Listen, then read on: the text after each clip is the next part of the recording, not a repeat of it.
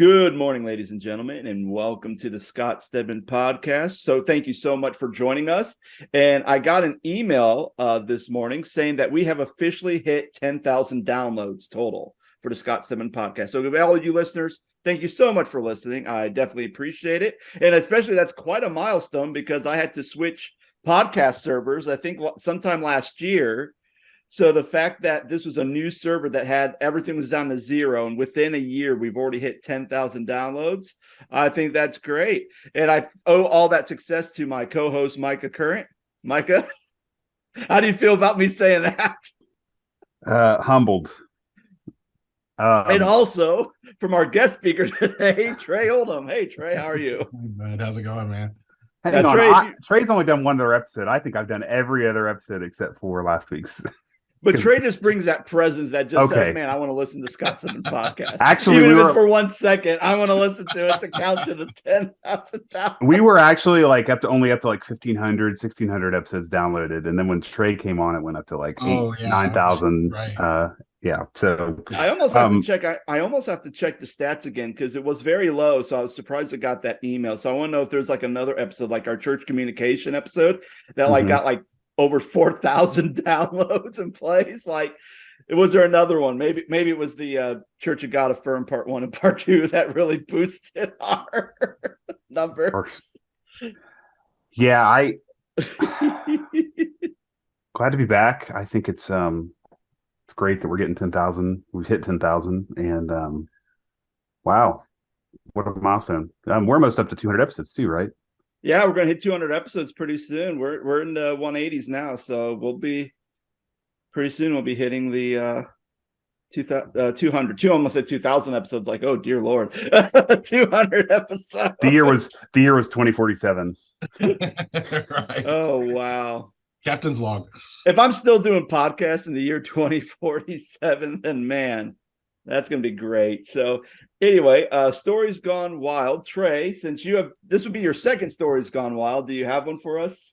Oh my goodness. No, not off the top of my head. You've got plenty of stories in all the phone conversations that we've had. Oh yeah, I've had a lot of them, but not all of them are podcast rated. So some of them can get back to the people that I'm offending. So I got to be careful about that. Oh goodness. Oh wow. So I'll share one. So before we started, we had a conversation before we recorded about fake plants in churches and why someone thought that was a good idea. Well, it was one of the churches I was working at. I was just got hired onto this church, and there's a special meeting going on with the worship team, who not only worried about the worship, what was being sung and all the different, but talked about decorations and everything else in the church for holidays. And they decided to not do the poinsettias anymore and just buy fake poinsettias instead of doing real ones, which I'm like... At Christmas, you mean? At Christmas, yeah. Yeah. So I'm like, okay, well, in some ways it's like, well, they're there for a day or a couple of days and then they're gone. So, and I was still new and I didn't really think anything about it. So I wasn't going to be like, yeah, that's a bad idea. But the thing that I think got me is not only how bad they looked, but and I don't know, but a lot of times, like anytime when you do, depending on the size of your church, which this was a smaller church, like usually you pay for the poinsettia that you buy because you're doing it in memory of someone. And then at the end, you get to take it home and it's like yours to keep. So you're basically buying the poinsettia. It's up there. Church takes care of it. And then you can take it home. The weird thing is even though it was all fake and they reused them, they were still asking people to pay money to buy poinsettias for poinsettias that they couldn't take home because they were owned by the church and they were fake and they were reusing them. And not even drop the price. And I'm like, oh, you need $5 for just to cover paper and ink for the bulletins. Like, no, nothing. And I'm like, are we ripping off church people because we just bought fake poinsettias or what? Now the people who do it, it's like they paid money and now they just have to reimburse because apparently the fake ones cost more than the real ones. Like, I don't know. What is this the strangest business model I think I've ever seen? What about you, Micah? Your story got wild. Well, I have one, but like I feel like since we're on the topic of plants, before we started recording, I shared this that my uncle pastored a church years ago. He's retired now, but one of the first worship teams I ever played on before I was like a main worship leader, worship pastor, there were fake trees. Like you walk in this church, right? There's fake trees in the lobby. There's fake trees downstairs next to the bathrooms. There's fake trees on the stage. So um, Mark is the guy who played bass and I played guitar, and his dad was the worship leader and played piano. And so we would have practice on Saturday. And for whatever reason, Mark was like, what's the deal with these trees? It's like a jungle in here. What's the deal? Like, why are there trees in the sanctuary of the church? And then we got into the whole conversation about, why do churches have certain color carpets, and why do churches have fake plants? And um, the the topic came up, like, what if we moved him? Or the thought came up, what if we moved him? And so each week, Mark and I moved them a little bit, right? So like moved him on the stage to see if anybody would say anything. Then we moved him to the back of the sanctuary to see if anybody would say anything. Then we moved him to the narthex. And so every week we would come in though, and they would be back on the stage. Like somebody was insistent that those be on the stage of the sanctuary in the church.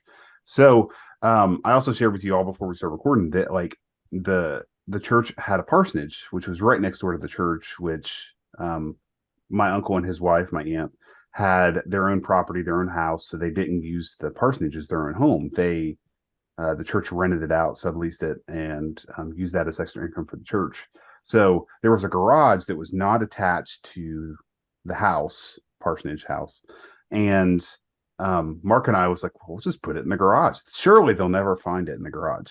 So a couple months go by, and then one Sunday we walk in, and sure enough, they've returned. They've made their way back to the sanctuary, and we just thought that was hysterical. Like, what is the deal with fake plants in churches? And so, kind of wrap that up. Like Scott, your point about poinsettias and lilies and stuff like that. I played at church on Easter this year, and the church still does. There are some churches that still very much do lilies, still very much do poinsettias, like Easter and Christmas.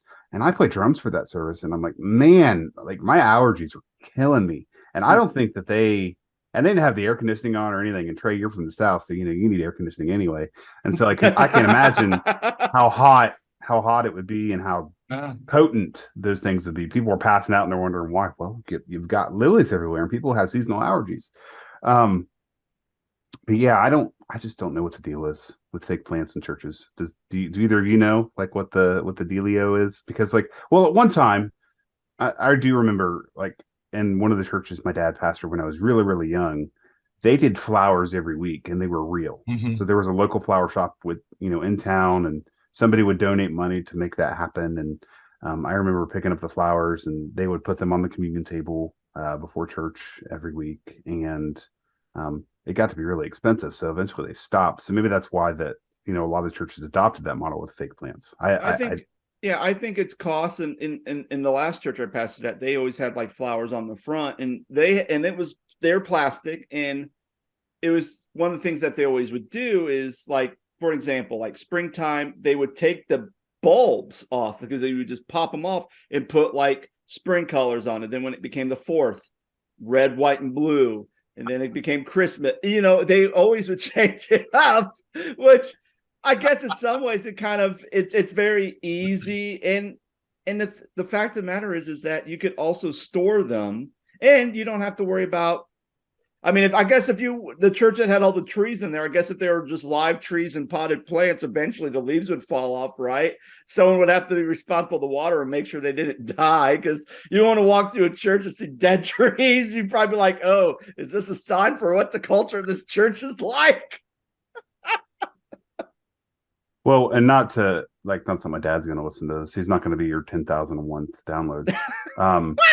But he had me come to his church. It'll be 2 years ago in October, and I did like a live stream and a sound install for their church. Not a live stream install, but they bought new sound equipment, and he asked if I would come and install their new sound gear. And so I'm not kidding you guys.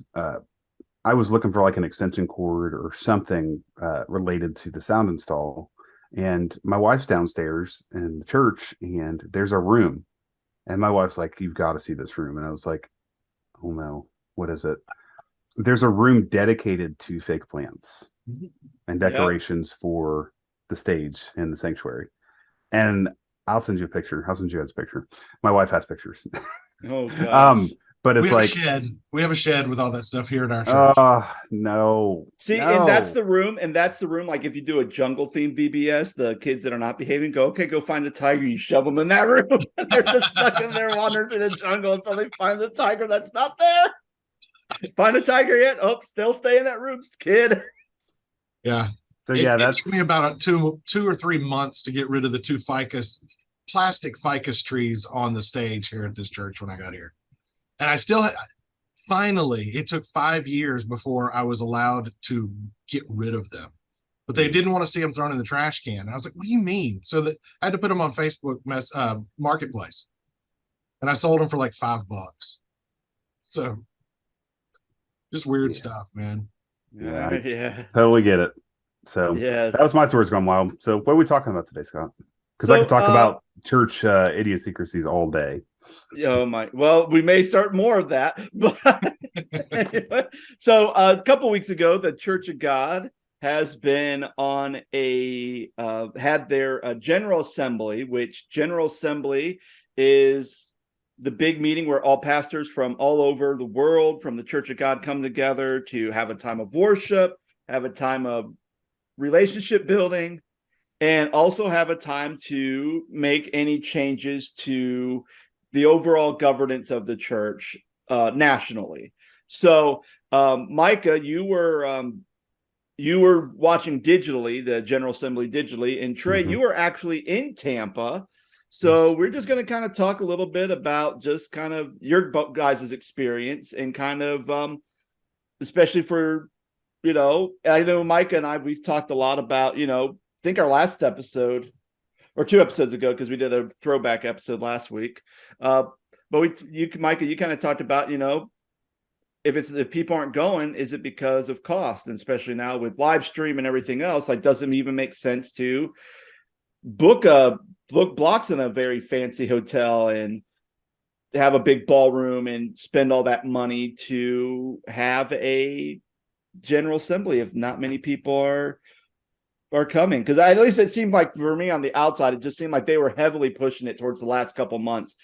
Still time to sign up, still come to GA. And even during the response to Church of God Affirmed that Jim Lyons and Josh Brandt did, like even Jim Lyons, as he's discussing that topic, he's still talking about, well, I can't make any decisions. Decisions are GA. So if you want to help make decisions, you got to come to GA. So it's almost like a hidden like promotion for GA within that like little Facebook Live video. So Trey, since you were there, what was kind of your experience walking into GA at Tampa and kind of the overall mood or the culture of that event?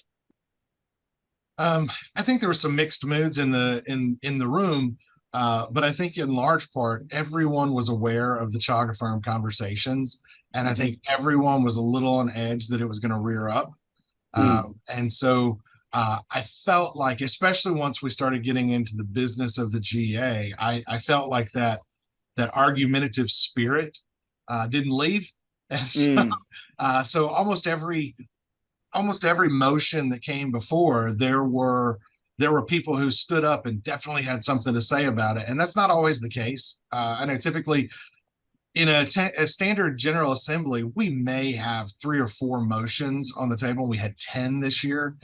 So it was a big deal. And I think that kind of led to a little more frustration for a lot of people than what was necessary. Because Chaga Firm didn't show up at all. There was nothing about that showed up and was talked about, at least in assemblies. I'm sure that was talked about at almost every dinner table, but not open out loud in the assemblies. Okay, yeah. And I don't know. I feel like sometimes when it comes to people coming in with an argumentative spirit, I feel like it's almost like and maybe you might have seen this in your own churches, where a lot of times when you have a business meeting in churches and you're setting motions for things, it seems like no one's saying anything. Mm-hmm. No one's saying anything. But then there could be one topic where someone may have one little thing, and then it just opens up the pathways, as far as, and it could just be anything. And usually I think a lot of time in local churches, it usually has to revolve somewhere around finances, whether it's a new building project or whether staff cuts or whatever the case may be. Then that's when you start to see more of the thing. But if it's like, hey, we're going to change this bylaw, okay, like, and sometimes you don't really know, like, oh, that bylaw really probably was one that you probably shouldn't have approved of, because now you've just allowed certain things to happen, or you just basically took away the congregational right to vote for things in. It's like, now it's all part of the elders that have to do it. So depending on who your elders are, depends on what's getting through. And you just sit there and kind of watch the either the ship rise or the ship sink, depending on what the thing is. Micah, what was your experience viewing it online from all the general assemblies? Yeah, so you and I talked a couple of weeks ago about like the price, and Trey, you don't have to tell me how much. Did your wife went with you, right? Yes, is that correct? Yes. Was your kids? It was just your wife? Kids stayed home. Okay. So like I did some quick math on what it would be, what it would cost for me to get there. You're looking at $400 for a plane ticket from Cincy or Dayton to Tampa. You're looking at $200 for registration. You're looking at $135 a night in a Hampton Inn hotel. And when I did that math, I wasn't including like rental car or Uber or whatever I would to get to the convention center, and then food. And before that, Trey, it was like $1,400 or $1,500 for me to go. And if my wife would have went with me, that's like $3,000. I'm like, we just cannot. We could afford it. It's just I don't see it sounds terrible of me to say, but it just doesn't sound like a good idea or a good investment for me to spend 3 days in Tampa for $3,000. Yeah. If I'm going to spend $3,000, I'm going to London. Or if I'm going to spend $3,000, I'm going to go to Ireland or to Australia or something like that. And that sounds selfish of me, but I was just blown away by the price. So anyway, for the listeners, I attended virtually because you could pay $30 and attend the General Assembly. So basically, I think, Trey, there was 3 sessions? Yes. Thursday, Friday, Saturday, and they were 2.5 hours each. And from my perspective, it was funny because I was texting you, Trey, because I saw when they were some of the folks were asking questions. I actually saw you on one of the camera shots, and I texted you. I'm like, hey, I see you. Stop picking your nose. Yeah. Stop picking your nose. Yep. Stop picking your nose and texting at the same time during a business meeting. But my perspective was, a couple things I noticed, right? So this year, somebody told me, I don't know if it was you, Trey, or if it was like Jeanette or somebody else I've had conversations with about the convention, but the services nightly were not streamed. And so it was literally my admission got me to the GA meeting, and that was it. Another thing I noticed, Scott, and I don't know if I shared this with you, but was there were, the section of the meeting, Trey, where, if you wanted to go up and say something about one of the issues that were being presented, or one of the things is that we're going to be changed within the structure of our, I guess our Constitution, if you want to call it that, bylaws, church structure, whatever. I don't think that there was a way for me as the person watching online to ask a question as a pastor attending virtually. There actually was. Oh, was there? Because I didn't know about it if there was. Yeah. And actually, when you were sitting there, it felt like those who were able to get their messages in took priority over those that were sitting really? There. Yeah. Because I felt the opposite, because I was like, hey. Right. Yeah, no, as soon as the message came in, there was a couple of different people who were monitoring that. Okay. And they went straight to the microphone, and they were able to jump ahead of anyone that was standing in line to talk at the microphone. Interesting. So they got first bill.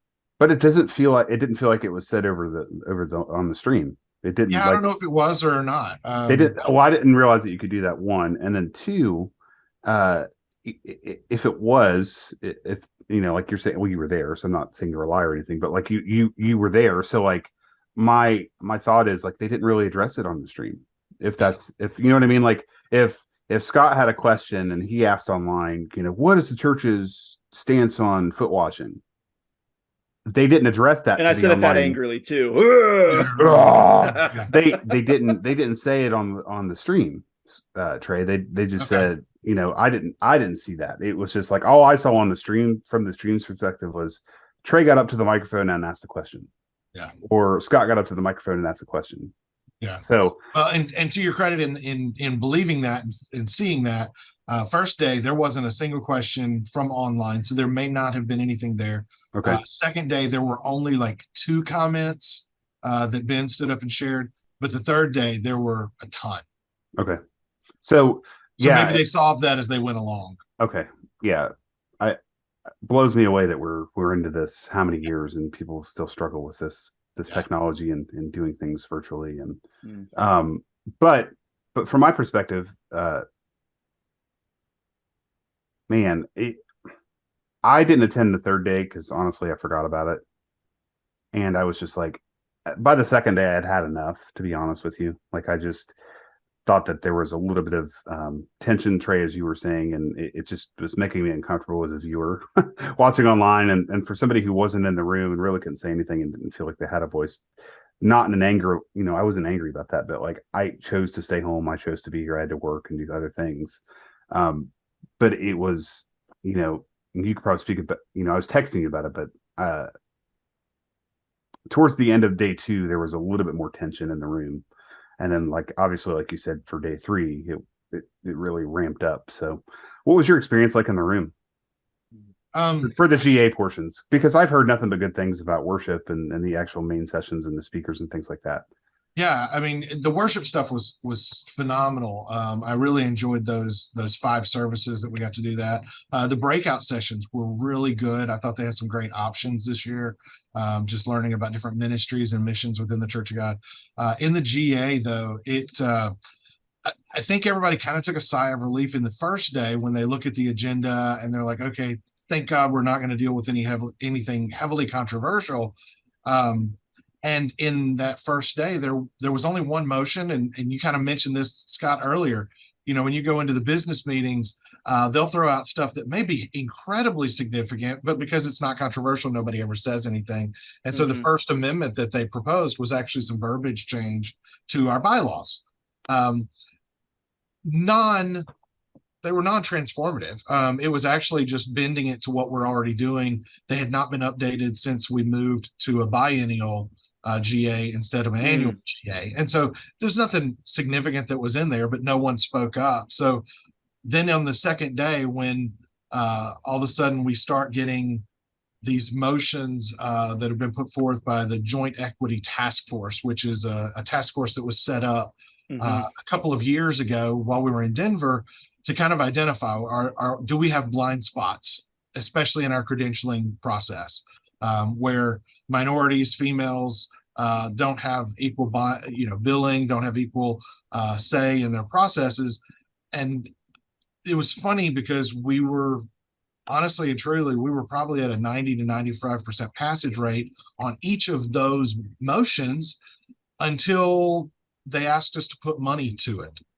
And then all of a sudden, everybody was like, oh, you mean you want it to go from orthodoxy to orthopraxy? No, I'm not doing that. And sorry, that's big words. Orthodoxy, the standard by which we say things we believe, and the orthopraxy, the standard by which we practice what we believe. And that's been kind of a constant in years past. We'll make these grand statements like, hey, we believe that women should have equal billing in ministry. Oh, you want to hire a woman? Sorry, we don't do that. And they don't say we don't practice what we preach. Correct. And so the first 4 motions that the Joint Equity Task Force put out there were just kind of the we believe statements. And then the last 2 that they put out was to give some money basically to offset cost if a state or regional meeting wants to have these open dialogues we'll kind of fund that meeting, or at least give them some money to offset the cost of that. And so it was like $24,000 a year, or maybe that was every 2 years. I don't even remember. It was insignificant when you're looking at a $22 million budget. But then the next one was to actually hire a person that will oversee and will champion and be the processor of these things that we've done. And that's where we went from 90 to 95% votes on all of the we believe statements to, when it's ready to do something and put our money where our mouth is, we drop down to about 55%. That's discouraging, because at Ohio GA this past fall, the Justice and Equity Task Force was there, and they were talking a little bit about some of their findings. Like, I think it's just all the voting all the pastors who could like do the survey just kind of was closing the next couple of weeks, because they even said like, hey, make sure you go and fill this out if you haven't already. And the one thing that Dan Turner said, he said, there's been times where people have done these things before, and then they get written up in a book and it gets put in the archives, and then that's it. Like, no change ever happens. And, they're hoping that this time there would be some significant change. And I feel like what you just said, it's like, okay, here's how we can start making some significant change. Here's how some things we can do, but it's going to have a cost to it. Yeah. And it's like, nope, sorry. So it's like, great, thank you. We got this team together. They did all this time and research to find out that, hey, we're not consistent with what we say we believe. And here's some steps that we can what we can do about it to fix it. And they're like, yeah, no, we're good. Right. We're good. And it's like, and people, it's like the same thing. Like, when you look at any church denomination, like, why is it that sometimes you get hung up on yourselves? It's like, well, sometimes it's stuff like that. It's just stuff like that where we say, yeah, we believe in women in ministry. We believe that, we believe all this stuff. And then all of a sudden, when there's a chance to do anything about it, we're good. We don't want to spend we don't want to give any money to this. Yeah. And the Joint Equity Task Force, man, they had some great information. And it's I think one of the things that gets difficult about that is when we decide that we need a task force like this to do that research, we're obviously not going to grab the polarizing figures to put on that task force. But when we only grab our centrist, our polarizers don't feel engaged at all. And so we do a great job of getting good results, but we haven't helped change anyone's mind on things. And so, to me, maybe this is pride, maybe I shouldn't have this, but when Dan and I can't remember who his co-chair was during this time frame, but she was an amazing pastoral woman, but when they stood and talked about all of these things, they found out while the Church of God Reformation movement is like 20th to 25th in size of denominations in the United States, and we did use that term multiple times. Which I thought was hysterical. Yes, right. Because how do you talk about it in a denominational standpoint without using that term? And Jim even did during the Chogger Firm Facebook Live thing. Oh, absolutely. Yeah. So while we're between 20 and 25th largest in the United States or North America in our size of churches and attenders, we are either third or fourth most diverse in North America as far as racial inclusivity and gender inclusivity. We are only, when you think about that's actually a huge statement that we are living out, but it doesn't mean we're living it out well at all times. And so I think that's what we kept coming back to was the Equity Task Force. They called themselves the JET because Joint and Equity Task. But when they came down to it, they said, this is something that we really should be proud of. But in the same respect, we should also be aware that, and I don't remember the exact numbers on the stats, but I think it was 22% of all of the women who have gone through ministry and credentialing in the process that answered the question said at some point in time they felt like they were judged differently because of their gender. Kind of the statement in that was, wouldn't it be nice if every church, when considering a pastor, wouldn't just throw a woman's resume in the trash can thinking, well, that's not going to happen. Could they at least get to an interview? And so even just kind of that starting point of going, let's at least consider, if a woman puts her name in there, let's at least talk to her, because we don't know what that might be, but we are so heavily influenced now. It's amazing how our Wesleyan theology has been influenced by our Calvinist brothers and sisters, who just believe women in ministry should not exist, especially here in the South. I mean, that's just a big deal. What was the other? You said it was, you get to the point where it was voting on stuff like that until they realized how much it cost. Wasn't there another thing that was going to cost like a significant amount of money where people got really upset about it, where you could tell that there was a lot of tension? Yeah. And what was it? I forgot what it was. There was the 24,000 to help stipend region. Yeah. And then there was $150,000 for a position, and all the support that was necessary for that position to actually hire someone at the national level to be over the results of the Joint Equity Task Force. Is that what you're talking about, Micah? I think so. And I think Nathaniel Lyon, who's Jim Lyon's son, got up and said, we're incredibly understaffed as a national office. And I'm thinking to myself, I don't know what I'm thinking, but like it's we don't know, because they're not super transparent about who does what, right? At least to my knowledge. You worked in that office years ago. Yeah. Did you feel understaffed, overstaffed at that time, or?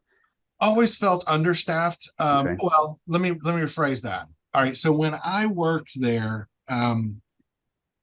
I started there a year after the consolidation. There were 6 organizations. There was our missions board. There was our national board. There were 6 different offices that were pulled together to make Church of God Ministries. In that process, the frustration that we felt in the office was that there were a lot of people that were in the national office because they had paid their dues, either in the mission field or as a long-term pastor or something like that. I mean, one of my bosses, when I worked the national office, my job before going into ministry was I was a banker and a stockbroker. And so when I got hired on at the national office as a seminary student, I was hired on into the accounting department. My boss of the whole division I was in was a 35-year worship pastor. Now, that doesn't negate his ability to work with numbers, but I didn't know any other stats that helped to prove that he was good at that job. And that was kind of the feeling across the board, was people went to the national office when they paid their dues in the congregations. I do feel like today we actually have professional people that have trained in their departments to be over things. So I think we have made pretty great improvements in that, but that would lead to the feeling of being understaffed, because I think most people are underutilized. I hope it's being better utilized today. Yeah. Well, what were some other like contentious feelings or whatever in the room? And like what was the feeling following those meetings? Like when people walked out, you said something, I think, before we started recording, like that there was a little bit of like, I don't want to say anxiety is the right word for it, but people, just weren't settled. Yeah. The funny thing is, I told my wife before we even left to go down there, I was like, I am so over the angst of thinking about what might happen at General Assembly. I said, if I go in there the first day and it is nothing but irritable people being irritated at each other, I said, I probably won't go back to General Assembly. I'll just forego that voting privilege, and just agree that whatever everybody else agrees with will be fine. But at day 1, that wasn't a big deal. Day 2 was a lot more contentious. Day 3, there was actually something that was on the agenda that I felt I needed to speak to. So that meant I had to go all 3 days. What was the third day? The third day was Jesus rose. That's right. There was hope. I dispute that. I'm getting on the mic. Right. I have a question. Yeah, right. So the first motion was the one that was there were three motions that came through on the third day. The first one had to do with leadership focus, which I'm a coach for. Mm-hmm. Then there was the actual vote on the budget, and then there was this 10th motion that had to do with, my best understanding was sensitivity to where we have our meetings or plan our meetings based on safety levels and agreement. We can go into that when we get to that one, but the motion 8, which was on leadership focus, was the one that I felt like I really needed to be there for. The motion was making leadership focus optional for those who had seminary degrees. I felt like the language was a little vague because it didn't necessarily denote that it was a Church of God seminary. And, you know, Micah, you can attest to this in leadership focus, especially in the place where we've coached, where we write our women in ministry paper, we write our unity paper, church membership and church leadership. Those ordinances in the Church of God. Yeah, those are really big things to the Church of God. And when we have people that have graduated from a Calvinist theology in a Calvinist seminary, they see those very, very differently than we do. And to just not require that of someone who's going to be part of us to be able to live that out, I thought it was bypassing something. And so I felt like I needed to speak against that. Or at least ask some clarity, make sure, you know, when I was going through my process, leadership focus would have been a dream for me, because I started my process in Louisiana, where I live now, moved to Indiana, where I was going to seminary, and in the process, they wanted to move my credentialing process. Well, Indiana and Louisiana didn't do things the same way. And so Indiana was asking me to start from scratch. Throw away my 12 theological statements and start over brand new, to which Louisiana said, oh, time out, we're not doing that. And they kind of fought for me on that one, as to where at some point in time, while I was still in seminary, my credentials got approved for ordination and then transferred to Indiana. So I would have loved for a process that would have been consistent and identical. And so that was something that was really big for me. And then, so I didn't want to see leadership focus made completely optional. Now, one of the options that was in this motion was to work with leadership focus to create like a 1-year plan for those people who have graduated from seminary. And I've seen things like that work before. In fact, Colorado, I believe, when I was in seminary, had a 3-stage process for ordination.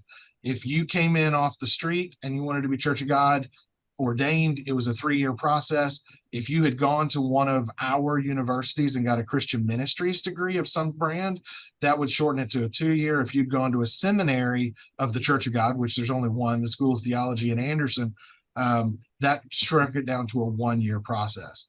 And I think that is something I could stand up for, but just saying let's don't do it was not something that I could personally support. Yeah. Well, one of the struggles that I see, well, two. One is in the macro, right, in reference to General Assembly, and you know, they vote on things, and these things happen every couple of years, these meetings, and yes, they send information out, yes, they talk about it, but like, it's hard to really navigate that if you're really opposed to an issue, right? So like, if we come together every other year and we get together and, you know, people are there just to vote, and they really, you know, they're going to vote yes, for example, let's just say they vote yes, and I'm kind of on the fence about it, 99-1, I'm going to lose that vote. So like, why even stand up and make a decision, or not decision, make a statement about those things? Yeah. The other piece of it is that, you know, something that I've been wrestling with since this whole Chicago Affirm thing has happened, is, you know, when Jim and Josh they got on the Facebook Live and they did the whole thing. They basically said that, you know, some of those issues, we're going to kick it back to the states to decide. Yeah. And so, dependent upon where you are, and dependent on how progressive or non-progressive your state is, and dependent upon how far along your state is with, leadership focus, for example, or how they do their credentialing in their states. Like, no offense to the South, I was born in Mississippi, but like some states may struggle with even adopting a thing like leadership focus. Yeah. Some states may, not churches, but states. So it's like I feel like we're voting on things and having these conversations, and the cart's getting ahead of the horse a little bit. Yeah. And so I don't want to drag my feet on things, but at the same time, there's no real, right? There's no real. So the way that motion ended up, and the thing was, people read it different ways. So the motion actually said that we believe that the credentials committees know their candidates better than leadership focus does, which fine, you can believe that. That's great. I don't believe that, because I felt like it was the opposite with my experience. I understand, but that was the contention. So so they were like, so if an exceptional candidate comes along, they wanted kind of an option to either put them through a plan that was worked out with leadership focus for the already seminary educated track, or we could just disregard leadership focus altogether, and just ordain them as is. And it was that second or that was a problem for most people. And so there were two amendments that were made. Actually, I guess when it came down to it, there were three amendments that were made to that motion before it passed. The first motion was made by an online person to change it to say Church of God universities rather than seminary, and Christian ministries. And so they were saying an undergrad degree in Christian ministries would also be equivalent to that. So that was the first amendment that got passed. The second amendment that got passed was to completely block off the component of the option to disregard leadership focus. And that passed. Then the third amendment came back and said, okay, well, now we've said that track is only available to those who have gotten a seminary degree or a Christian ministry degree from a Church of God. But now we've taken the just instant ordination off the track. So let's remove the Church of God specificity from the other one. And that one passed. When it was all said and done, the bill passed handily, like 90%. But it took a lot of transformation to get it to something that everybody was good with. And what came out was something that I completely agreed with. And that was, I didn't want to see people just, anointing and sending out the door without any process to it, and making sure that we're all together. And I think even that way, going back to our talk with the Justice Equity Task Force, if we're going to put our money where our mouth is and say we believe in women in ministry, that's a key important. You don't want just like, oh, here's this, this exceptional candidate. He comes from a Calvinistic background, but he wants to be in the Church of God. He's already been through seminary, so let's go ahead and bless him and push him through. And it's like, well, wait a minute. No. How do we know what he believes? Because if he believes stuff that's different than what we believe in, I think even when I went through the ordination before leadership focus, if I had credentials with a different movement, or if I had a different background, or even sometimes if I said, oh, I went to school here, a lot of times they would say, okay, well, we need to talk about stuff. What do you believe about this? Because they want to make sure that, hey, if you're Church of God, even though you didn't go through the SOT, we want to make sure that you believe some of the key things that the Church of God believes about sanctification, about holiness, about women in ministry. So I think those are kind of some big things. So yeah, I'm glad that, and I guess that's the one thing about meetings is that, some people could just be like, oh, it's another long meeting, but sometimes these things are important and they have to be discussed. And like you said earlier, sometimes like, man, if people are just going to be contentious and mean and just that spirit of like angst in there, then I'm just not going to even show up and I'll just waive my right to vote. Well, if everybody had that same view, then, that could have passed, and who knows how that could have affected our leadership within the Church of God. So I think when I hear all this, kind of my summary is that, it's important to be a part of these meetings so that you can just make sure saying, hey, but at the same time, you have to come with kindness and be able to come with a spirit of discernment, and also a spirit of being able to, I can't think of the word, but just to talk about things in a very open kind way. And even though, like you said, even though if you disagree with something, at the end of the day, once everything's voted for, we should kind of come along and say, okay, even though it voted, I may not disagree, I may not agree with everything, but hey, I'm going to go ahead and say, okay, well, as a movement, we voted for this, then that's what we're going to have to do. And, because we are an organization, we are a denomination, we are a family. Yeah. So. Yeah. I mean, and the other stuff that came along were great things. You talk about the jet team.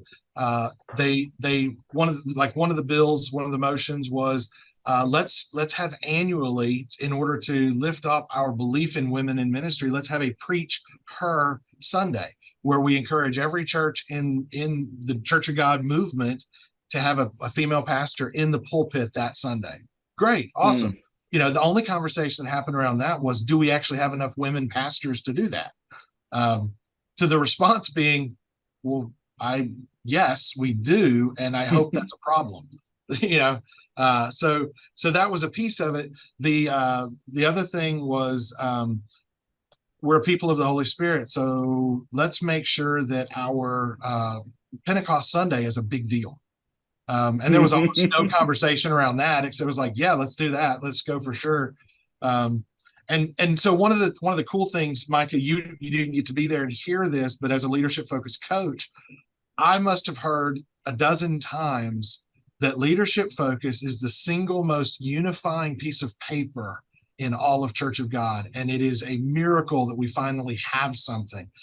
Those words were almost verbatim spoken by Jim Lyon to Jeanette Flynn in one of the worship services, where the church gifted her some kind of plaque and some money and that kind of stuff, because she's retiring, and they just wanted to honor her. And it was talked about just over and over again throughout the week, how important leadership focus is to the long-term future of the Church of God in making sure that we're all one voice. So it's kind of cool. Yeah. So kind of switching from GA, talk about some of the breakout sessions you said you enjoyed. Yeah. So my wife and I kind of split duty on that, as well as another pastor here, to try to get some of them. Like there was one that was talking about new wineskins, that was kind of dreaming up new ways to do ministry in your local community and how to partner with that. There was one that was put out by Trellis, which is an organization that's trying to help prepare young people for ministry. And so it was talking about how you can partner with Trellis to become a hosting church, and for like $10,000 a year, you would get an intern that would follow you around for a year, which seems awfully cheap to me. But they would be getting their degree at the same time from one of our universities, and that $10,000 also covers their tuition.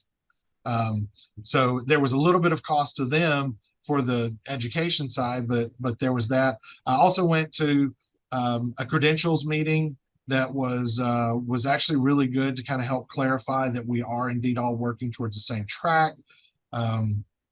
There was one on suicide prevention that was there for pastors to be able to help people in their community and in their just, again, open up that opportunity for different outreaches.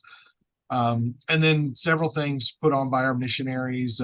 Kids Place Live was back, which was great. So if you did come with young kids, there was an option for them to have something to do while we were in meetings and things like that too. So those were the ones that I can recall off the top of my head. Cool. Yeah, that all sounds great. And now I guess did they make any announcements? I know they always have like their national GA, and then they always have like a regional GA. Did they announce where the regional GAs were going to be next year, or if they were still doing that? They didn't do that. Usually there is a East Coast, West Coast, and then center of the US one on the regionals, but they have not announced where that's going to be yet.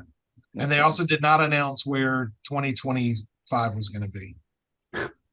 They probably don't even know. That's it. They're trying to finalize that stuff. One of the kind of the last motion that was on the table that we had to talk about was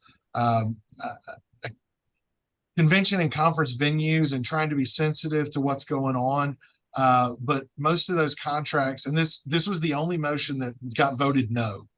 And the reason for that was we had various people stand up and talk about this, but it was a motion that proposed that the GA and Church of God Ministries should be hyper aware of the circumstances surrounding the cities that they would choose to hold one in. So we wouldn't have done it 10 years ago in St. Louis in the middle of the riots, kind of a thing, or in Portland during COVID with the riots out there or something like that.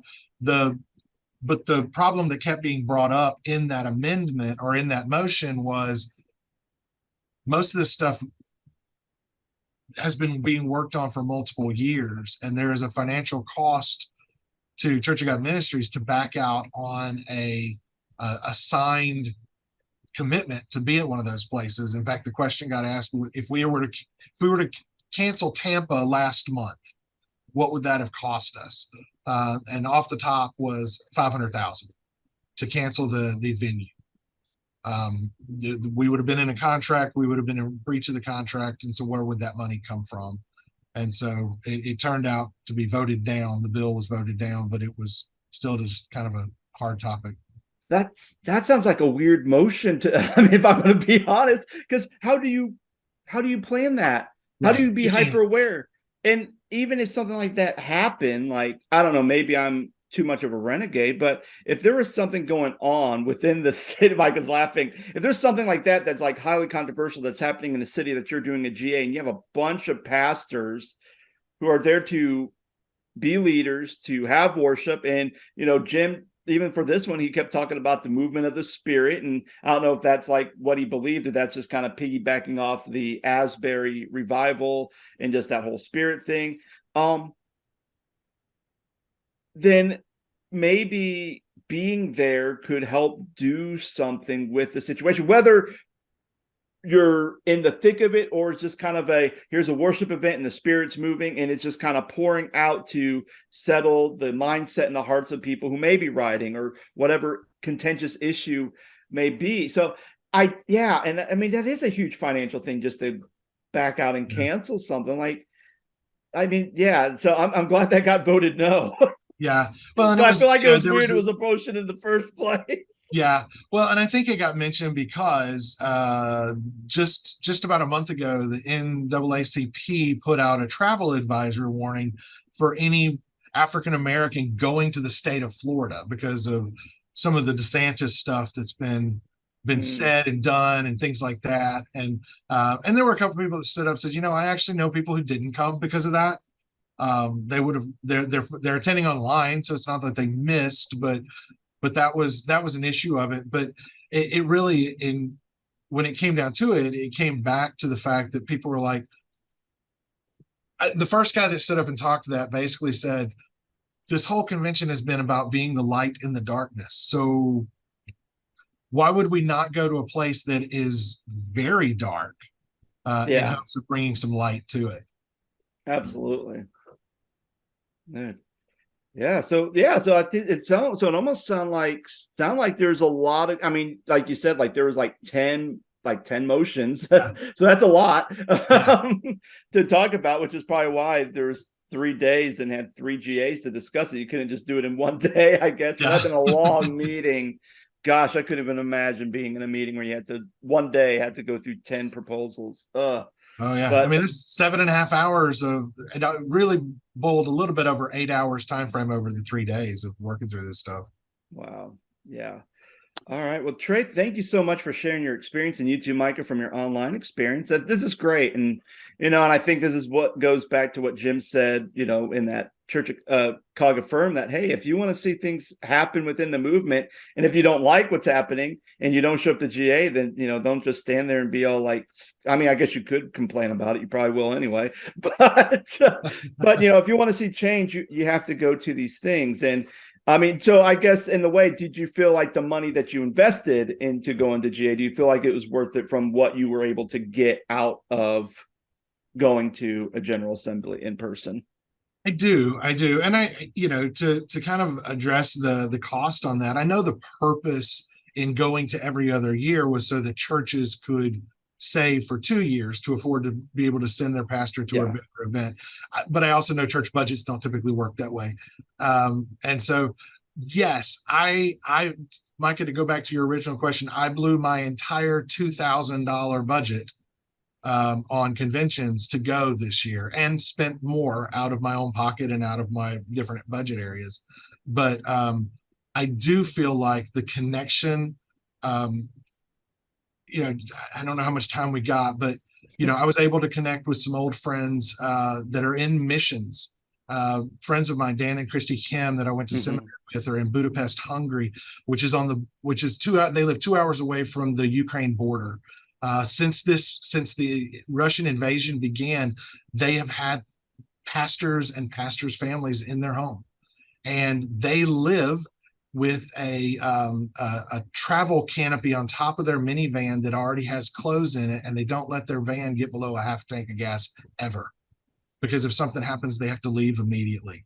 I also had a chance to reconnect with some missionaries that are down in Haiti. Mark and Kathy Fulton, and they are just amazing, amazing people. But their last trip into Haiti, which is under severe political unrest right now, the plane they left from off of a grass strip in the middle of the night was being shot at as they left the ground. So to be able to understand and to connect and to be around people from all over the world whose religious Christian experience is so vastly different from ours, I think there's an immeasurable gain to the financial cost of being there. And so to be able to sit and visit and to hear the stories and to connect and to learn how to pray better and better for our friends and partners in ministry is worth it. We had a chance also to sit down with the missionaries that we support in Bolivia, Paul and Katia Jones, and to begin to brainstorm about what it would look like for my church to take their first ever overseas mission trip and go see them and help them and pour into them. And so those connections, I think it was worth spending my budget to go to. I think, Good. and I'm glad that you had that experience. And for me, I wasn't trying to be negative or anything when I asked that earlier. But for me, I think, and Scott and I, when we recorded a couple of weeks ago, we were talking about, like, what if you're a bivocational pastor that's pastoring a church of 40 people, and you're working, 2 and 3 jobs to put food on the table for your wife and kids. What if you're working full-time elsewhere and super part-time, like stipend part-time at a church, and you're married and have kids, or you literally just can't make it. I thought that the online option was a good option to have. It's just a lot of money, and you don't get the same by being at home. You just don't. Right. And I agree with that. So yeah. Scott, you got anything else for him? No, I think that's great. I think that gave us kind of a good summary of General Assembly, and excited to see whenever they release the regional stuff, because I've only been to a regional one, so I haven't been to a national GA. So I'd be excited to see where they have them and if I'm able to go next year. Probably put it right in the middle of July. I'm like, oh man, I'm going on this mission trip, I'm doing that mission trip, I can't go. But that's life. So again, thank you guys so much for listening. And again, Trey, oh my gosh, Trey, that's your name. He's never coming back. He's never going to go back. You called me by the wrong name, darn it. I've been called way I make worse. a motion. My name is not Troy, it's Trey. But Trey, thank you so much for being on the show again. It's always a pleasure to have you on. Great to be here, man. Thanks for having me. It's always fun. All right. And guys, thank you so much for listening. I hope you guys have a wonderful rest of your week, and we'll be back on next time with another episode. Take care.